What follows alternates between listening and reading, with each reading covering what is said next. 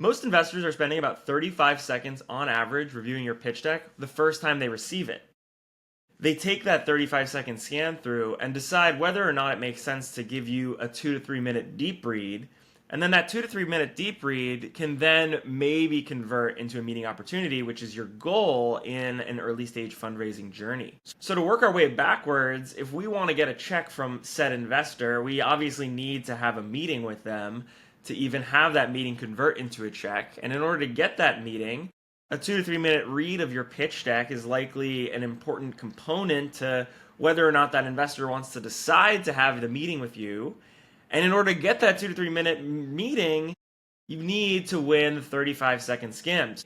So today we're going to take a look at one pitch deck that was submitted to the Second Opinion team, as well as a pitch deck that we at Deck Doctors have created, and give them both the 35-second test. So we'll see how each deck fares in the 35-second test, and then discuss a few tactics to help you win that quick skim, and hopefully help you turn the skim into a deep read, into a meeting opportunity, into a check, into an IPO, into basically your wildest dreams coming true because of some simple pitch deck tactics. Let's get into it. All right, so I'm presenting my whole screen here so we can have the timer up and to the right, just like we like our charts. And we're gonna take a look at VivHealth. This is a team that has submitted their pitch deck to the Second Opinion team. For this type of review, I'm gonna be really candid, and we're gonna see how much we can get from 35 seconds, see what you can get as well. So we are going to start the timer. We got VivHealth, chat-based women's health practice powered by AI. How Viv works. It looks to connect vetted clinicians and experts in women's health. We got to keep it moving. They're solving the problem of OBGYN access and PCP quality. There's a lot of waiting. Maybe there's some bad quality. They have patients. There's a lot of bullets here and some AI images I don't love. Big numbers on an opportunity. Cool. Interesting B2B2C business model. AI enables better unit economics. They're creating proprietary data. They've got traction. Competitive landscape, low-cost customer acquisition, roadmap to growth. We are well over the 35-second allotment, but let's at least hit off on this final vision. Healthcare as on demand as TikTok. Interesting angle. They have a founding team. And then there's a quote. All right, so we are essentially double the 35-second allotment. Part of that, the lengthy review, is because I was reading out loud and my eyes can move a little bit faster. But as we, again, look to kind of just scan our eyes through this, the story reads, VivHealth, how it works, what problems are we solving, who is the patient, the opportunity, the business model. I'm not getting anything from the headlines. I have to spend time reading all of this content below, and I thus am probably going to walk away with a little bit of a fuzzy perception of this company. And then just emotionally, the deck is not super well designed. And so it feels a little unprofessional. I'm not sure this is an investment opportunity for me. I'm not convinced that I should spend 3 minutes reading each detail here. Nothing jumped out to me. I didn't get enough of the story to have my interest piqued. And so I might just move on to the next deck on my desk. It's the unfortunate reality, and we never want that to be the case. So let's just do the similar exercise with Bitbrand, a deck we did like 2 years ago that looks to optimize for the 35-second skim. So I'm just going to basically read headlines here and see how far I can get in 35 seconds. Bitbrand, the new frontier of digital luxury. We are building the future of luxury with a team that knows luxury partnerships. Powerful team. Luxury brands have mastered physical goods, but they struggle to create digital products. Okay, but apparently luxury consumers want digital products, and so they are creating a seamless mobile-first product for luxury brands.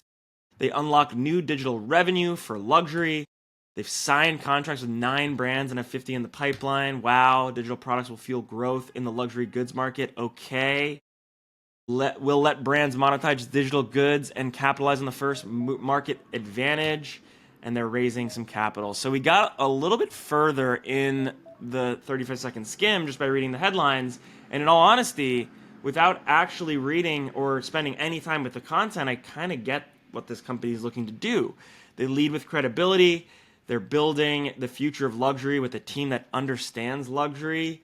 They make this kind of very simple but true point that luxury brands have mastered physical goods, but they just struggle to penetrate with digital products. But apparently, users really want digital products, and I can tell by these images that people are putting Rolex, kind of backgrounds on their Apple Watches, and they want to signal luxury, and so we're giving them a platform to signal that luxury. They stand out with some traction with 9 brands. They make some strong cases around the luxury market continuing to grow with digital.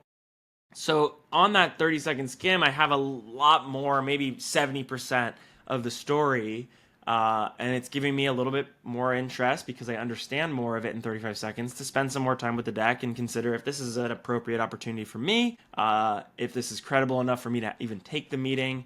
So I'm a little bit more informed with that quick skim, whereas with Viv, unfortunately, I am kind of at a loss. Things are jumping all over the page. There's no story in the headlines. I need to read the bullets and the fine print to even understand the story. And certain things like healthcare as on demand as TikTok jump out to me as a little uncredible, as well as some of the design choices here. So that is purposefully illustrating what it's like for an investor to spend 35 seconds scanning through a deck, and how the power of having full sentence narrative headlines that if you were to take those headlines out of the deck and put them in a paragraph would tell 70 to 80% of the story. That is the goal of basically how do we optimize for the 35-second skim. You want it to be very visual, you want it to be very concise, no more than 10 to 12 slides with really strong headlines that basically plant a flag in the sand for the content of the slide to then prove out. But the content of the slide is not necessary to understand the point of the slide. So that is a kind of a primary tactic.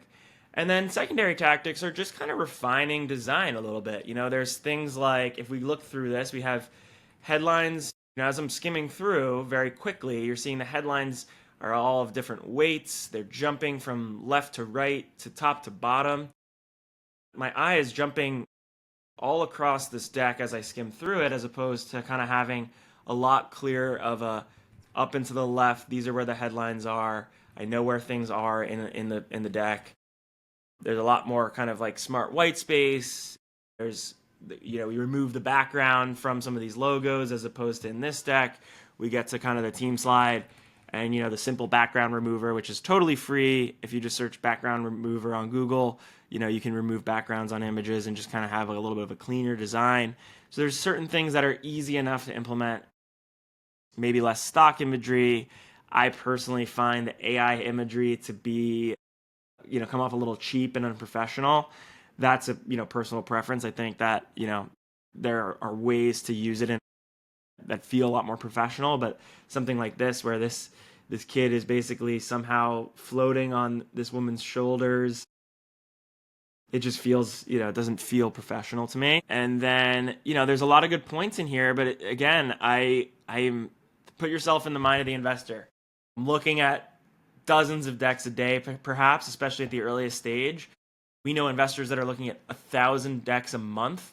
So I literally don't have the mental power or the time to spend 2 to 3 minutes reading everything that you've put on these slides. And so I am going to basically do this 35-second scan to gut check whether it's worth my time. And it's just the unfortunate reality. You can fight it all you want, but it is just true.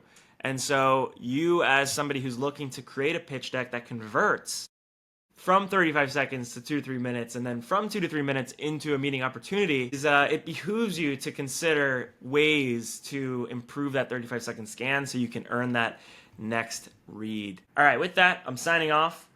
We'll be back with another episode of Second Opinion in 2 weeks. Until then, peace.